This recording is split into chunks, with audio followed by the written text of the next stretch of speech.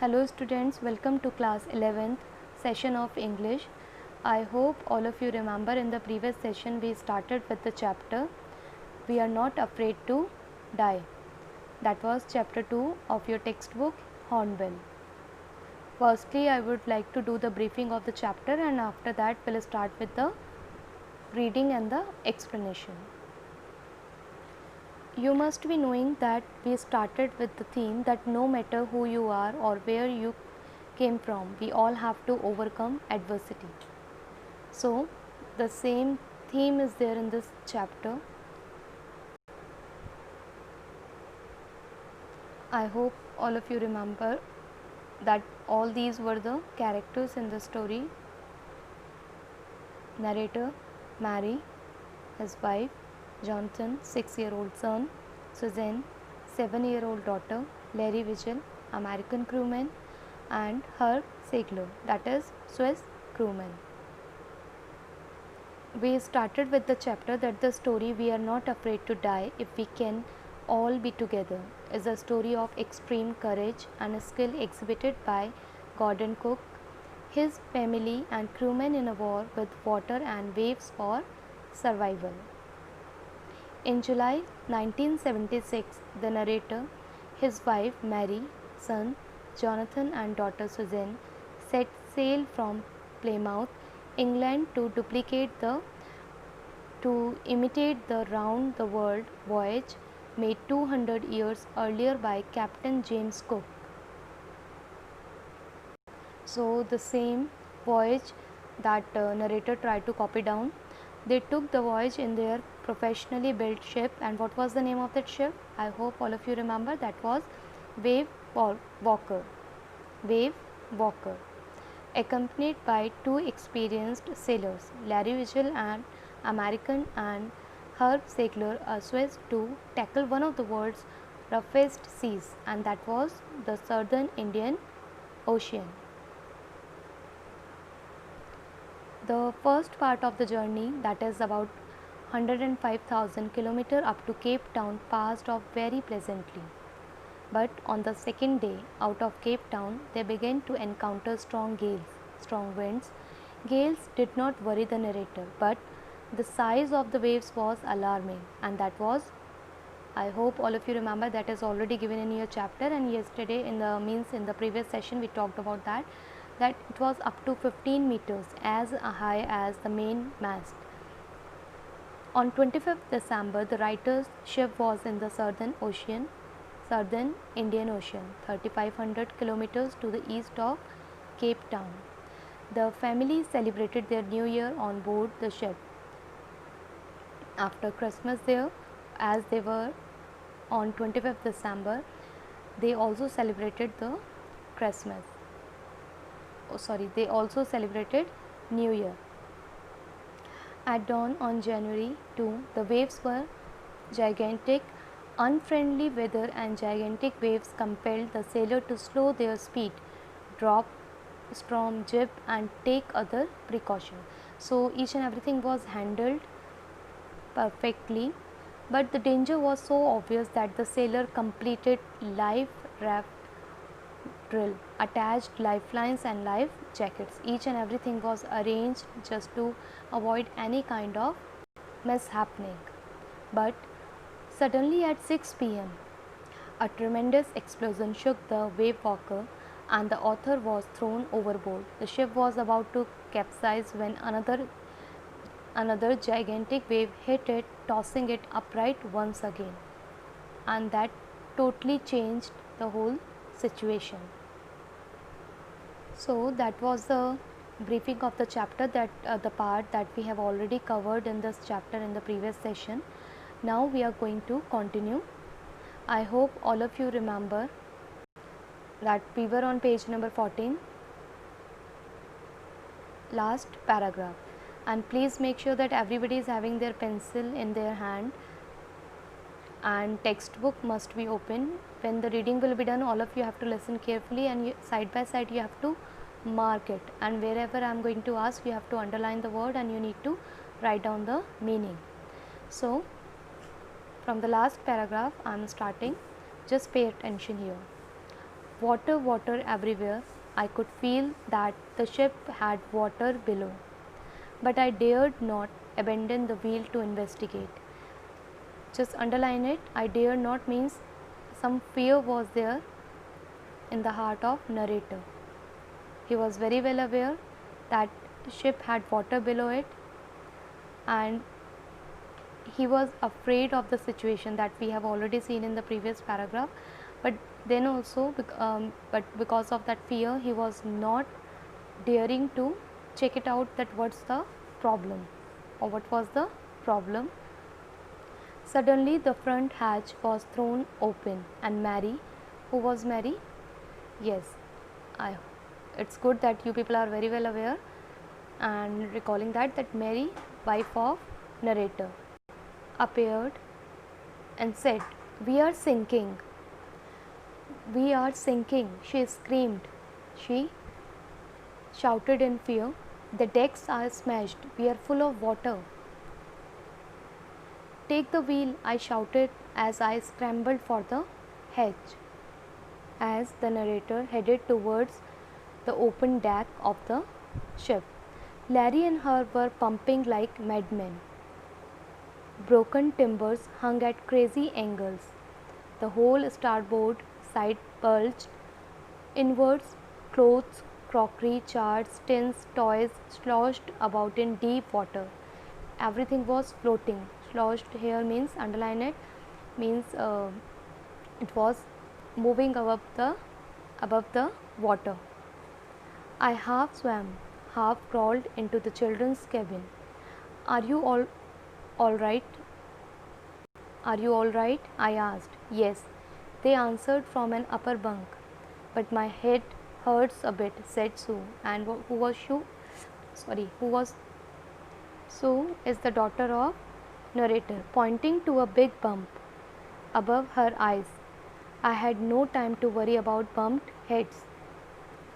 So the girl was hurt, but then also at that time narrator was not bothered about it.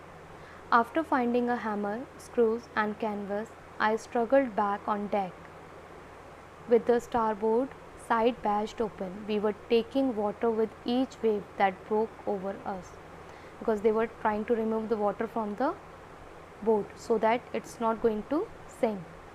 If I couldn't make some repairs, we would surely sink. So this kind of situation was there. If they are not going to take any action against that, then definitely they were not going to survive. Somehow I managed to stretch canvas and secure waterproof hatch covers across the gaping holes. Some water continued to stream below, but most of it was now being deflected over the side, means the water was moving down. More problems arose when our hand pumps started to block up with the debris floating around the cabins and the electric pump short circuit. Now, as they were trying to remove the previous problem, the another problem started. There was a short circuit in electric pump. The water level rose threateningly. Back on deck, I found that our two spare hand pumps had been wrenched overboard. Please mark it. So for their rescue, whatever was there, that was also affected. Along with the forestay sail, the jib, dinghies means small boat, and the main anchor. Then I remembered we had another electric pump under the chart room floor. I connected it to an outpipe and was thankful to find that it worked. So we can see here that problem occurred, but the solution was also there. The night dragged on with an endless, bitterly cold routine of pumping, steering and working the radio. We were getting no replies to our mayday calls, the signals that they were sending for their rescue. There were no replies for that, which was not surprising in this remote corner of the world. Please mark it. Why they were not getting? Because where they were in the southern part of Indian Ocean. Sue had swollen alarmingly. She had two enormous black eyes, and now she showed us a deep cut on her arm. When I asked why she hadn't made more of her injuries before, means when the narrator asked that why she didn't mention about the other injuries earlier, she replied, I didn't want to worry you when you were trying to save us all. So that is the reply of the small girl, and it shows that how mature she was. By morning on January 3, the pump had the water level sufficiently under control for us to take 2 hours rest in rotation. But we still had a tremendous leak somewhere below the water line, and on checking, I found that nearly all the boat's main rib frames were smashed down to the keel. Keel here means the base of the ship. In fact, there was nothing holding up a whole section of the starboard hull except a few cupboard partitions. We had survived for 15 hours since the wave hit, but Wave Walker wouldn't hold together long enough for us to reach Australia. I checked our charts and calculated that there were 2 small islands a few hundred kilometers to the east. One of them, Ile Amsterdam, was a French scientific base. Our only hope was to reach these pinpricks in the vast ocean. But unless the wind and seas abated so we could hoist sail, our chances would be slim indeed.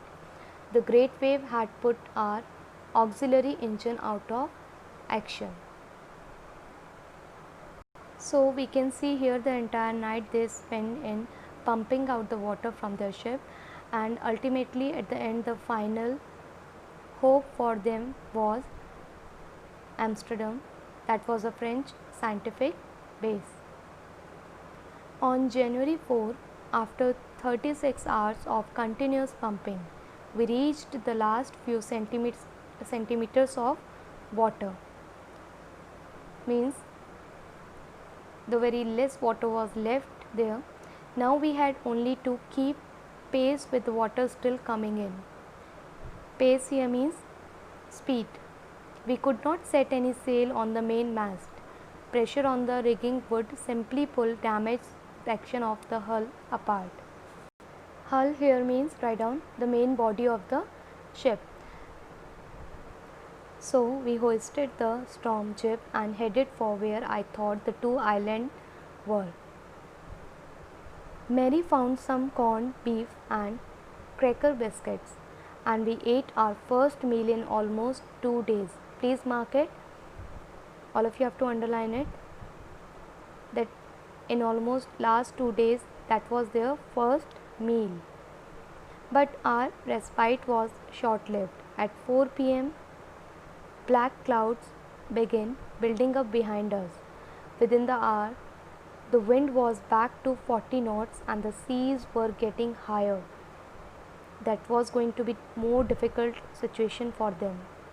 The weather continued to deteriorate throughout the night, and by dawn on January 5, our situation was again desperate. Because up till now they were thinking that they are going to reach to the island nearby, but suddenly the situation changed again. The weather was not fine, and desperate means hopeless. When I went in to comfort the children, John asked, Daddy, are we going to die? Please underline it. And that was a very innocent question asked by his son. I tried to assure him that we could make it. But Daddy, he went on, we are not afraid of dying if we can all be together. So mark it. From here only the title of the story has been taken. You and Mummy, Sue and I. So these were the words of that child. What was the age of that child? Yes, only 6 years. And he said that we are not afraid of dying if we can all be together. So that was the biggest motivation or inspiration for the narrator. Just write it down there. Inspiration for the narrator. I could find no words with which to respond, but I left the children's cabin determined to fight the sea with everything I had. To protect the weakened starboard side, I decided to heave to, means to stop, with the undamaged port hull facing the oncoming waves, using an improvised sea anchor of heavy nylon rope and two 22-liter plastic barrels of paraffin. Improvised here means underline and write it down. Whatever the things were available there in the sea, he tried to manage with that. Paraffin is a sort of chemical, the flammable one, write it down. That evening, Mary and I sat together holding hands as the motion of the ship brought more and more water in through the broken planks. We both felt the end was very near. Please mark this, we both felt that the end was very near. But Wave Walker rode out the storm, and by the morning of January 6, with the wind easing, I tried to get a reading on the sextant. Sextant, if we talk about it, is an object, just underline and write it down, instrument which is used for navigation just to find out the distance between two objects. Back in the chart room, I worked on wind speeds, then changes of course, drift and current in an effort to calculate our position. The best I could determine was that we were somewhere in 150,000 kilometers of ocean looking for a 65-kilometer wide island.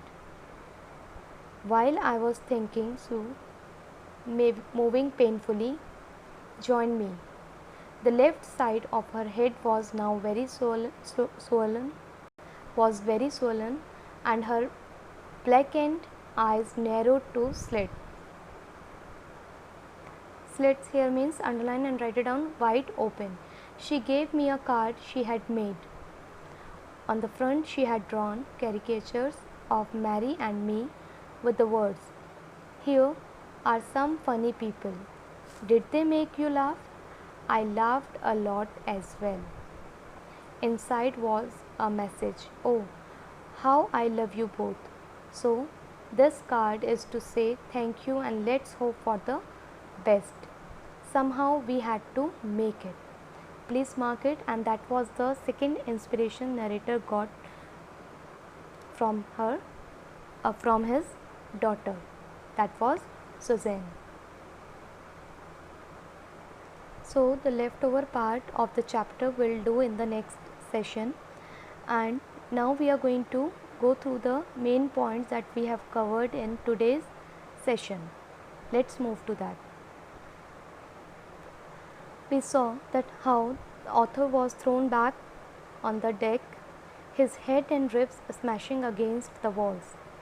In spite of his injuries, the narrator took charge of the situation. Next, we saw that somehow he found the wheel, lined up the stem for the next wave and hung on till Mary appeared and took charge of the wheel. Larry and Herb, I hope you remember Larry and Herb, these two are the crewmen, started pumping out water like madmen. The whole starboard side bulged inwards. It was filled with water. Then the narrator managed to cover canvas across the gaps just to prevent water from entering the ship. Here we can see that narrator did not give up, and anyhow he was trying to overcome this problem. Later we'll see that we have already seen in chapter that how the two inspiration also he got from his children. Then came more problems. Their hand pumps stopped working and electric pumps short circuited. We can see that despite these problems, he did not give up. and kept on trying for the different solution. So that is the lesson that we learn in our life, that if the problems are there, definitely the solution will be there, and the simple thing is that we need to try to find out the solution for that. Unfortunately, the narrator found a spare electric pump under the chart room that worked.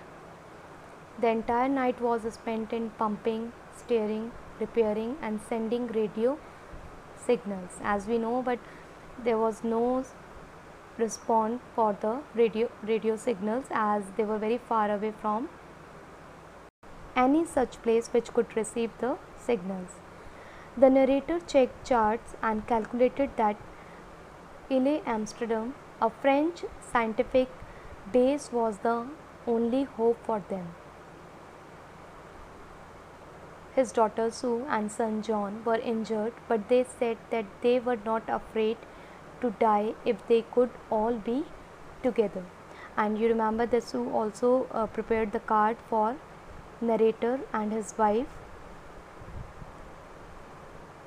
So both the children gave him the inspiration to fight against the adversity, to overcome the problem.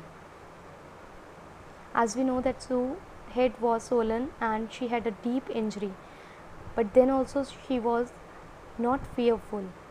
The narrator became more determined seeing his children's courage. So that much we have covered in today's chapter, today's part of the chapter. All of you are on page number 17. Mark it here.